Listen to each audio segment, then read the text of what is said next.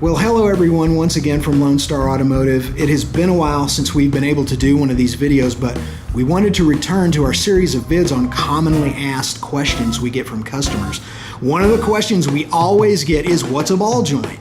Well, this is a ball joint. Many times we'll diagnose a customer's vehicle and tell them you've got a failed ball joint or worn out ball joints and they need to be replaced. And that question will come back. What is the ball joint? What does it do? Where is it? The ball joint is the pivot point between a vehicle's wheel assembly and its suspension system. And if you think of it as a hip bone joint, it's sort of analogous in its own way.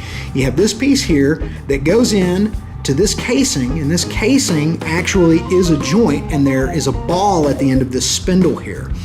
And basically what it does is it allows the wheel assembly to pivot on the suspension system. And when these wear out, you can see that they will almost or even completely come apart. This one's just about to completely come apart. So if this is the pivot point between the wheel assembly and the suspension system, you can see how dangerous it would be for this to completely come apart, because it could cause the wheel assembly to separate completely from the vehicle. And anytime we do a complimentary vehicle inspection or a suspension inspection or a diagnosis related to this sort of stuff, we're very quick to point out when these types of components need to be replaced. You see them mainly in the front suspension of a vehicle, but on some exotics and higher end cars, they actually can have ball joint suspension, like double wishbone suspension or single wishbone suspension all the way around.